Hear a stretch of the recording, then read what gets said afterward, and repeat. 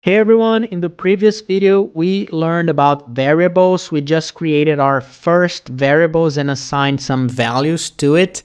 Now we are going to learn which data types can be assigned to our variables.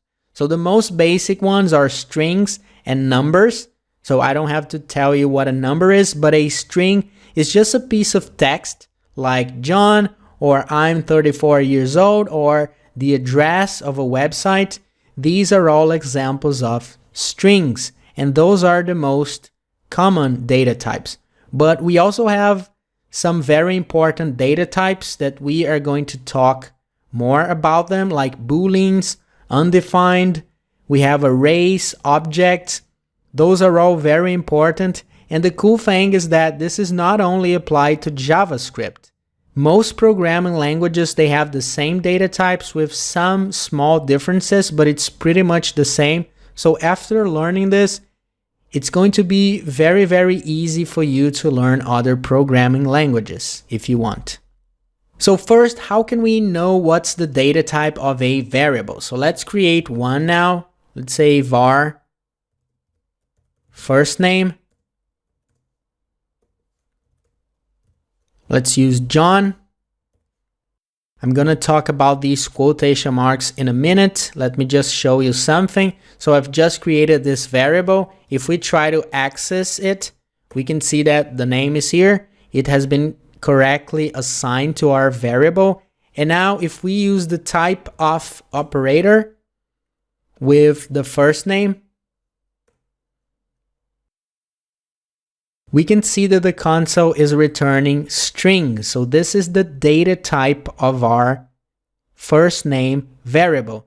Now let's try a number. I'm just going to create one called age. I'm going to assign a number. So now I'm not using quotation marks. Now doing the same thing, type of age is returning a number. Now let's talk more in depth about strings. Let me just refresh the page so I can clean this. So we know that the text values are called strings. So we just tried a name of a person. We could type a text, but actually the best definition for a string is a sequence of characters. So any string is just a sequence of characters. The way we identify a string is by using quotation marks. So this is why we've been using it so far. When we send a message to the console, it has to be inside quotation marks because this is a symbol of a string. We can use either double quotation marks like this or single quotation marks. Both are valid. You just have to keep consistent. You can start with a single and finish with a double. This is going to return an error, but you can choose either one or the other. So here we have a few more examples of strings. So a passport number would be a string. Here we have a phone number. Although this is only number, why are we using strings? This is because we only use numbers when we are likely to use them for calculations. So let's say we have the age of a person.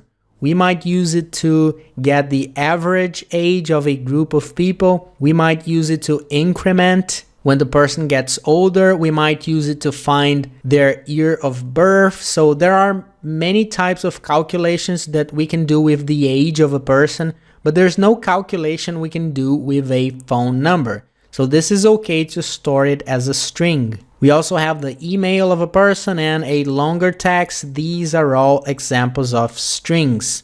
Now let's see a few operations that we can do with strings. So the first one is going to be concatenation. This is probably the most common thing that we do with strings. I already showed you this in the previous video. So to do this, we just use the plus sign.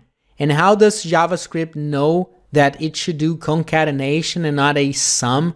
This is because we are using quotation marks. So JavaScript knows that this is a string. And JavaScript knows that the plus sign is used for concatenation with strings. If we had numbers, we would have the sum of the numbers. So if I type something like my first name and then use the plus sign and then just use an empty space and now the plus sign again and my last name, if I do this, the result is going to be a string formed by this concatenation. As you can see in the example, we can also do it inside a variable, so we just assign this value to the variable, and in the end, we will have the full name. Another interesting thing we can do with strings is getting the length and the index. So let's create a new variable here, so var first name equals John. Now we have a string inside this variable, and if we do first name dot length, it's returning 4, which is the number of characters inside this string. So in this sequence of characters, we have 4 characters total, and each of these characters have their own index.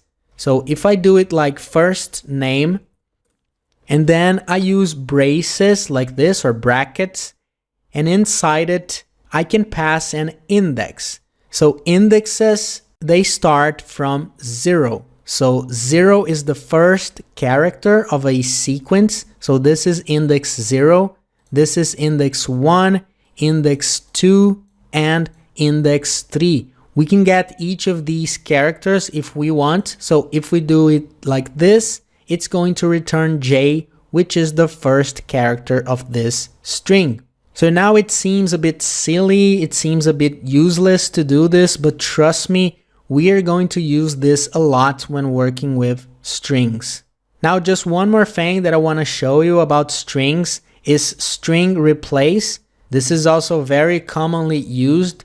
So I'm going to create a variable called URL, and I'm going to use this string, which is the address of a website, Udemy's website. So let's say I have this. This is important with the HTTPS because we can use it for a link, for example, but maybe we don't want to show the full address. If we want to send this address to an element, to a link element, maybe we will send the complete address to the href attribute. So we go to the correct destination, but inside the text of the link, maybe we just want to show it from here. So if you want to remove part of a string, it's really easy to do with the replace method. So I'm going to use my variable, which is a string. Now I'm going to use the replace method. So using a dot to call a method. The name of this method is replace. And the way it works is inside parentheses, first we are going to inform the text we are looking to replace. So in this case is https:// Actually, I'm missing an S here. And now we need to inform what is going to replace this text. So we can use anything we want, like an empty string. So when I press enter, we can see that now we just removed the HTTPS from our string. Those are only a few examples that I wanted to show you. If you want to learn more, you can just click here and go to W3 Schools. You are going to find many string methods you can use in JavaScript. So that was all I wanted to talk about strings for the moment. Like I said, don't worry too much. Let's just do this step by step, little by little. We're going to learn a little bit about each of the data types. Then we are going to have an exercise, and by the end of this, you will see that you will be very comfortable working with the different data types. So I'll see you in the next video so we can start talking about numbers.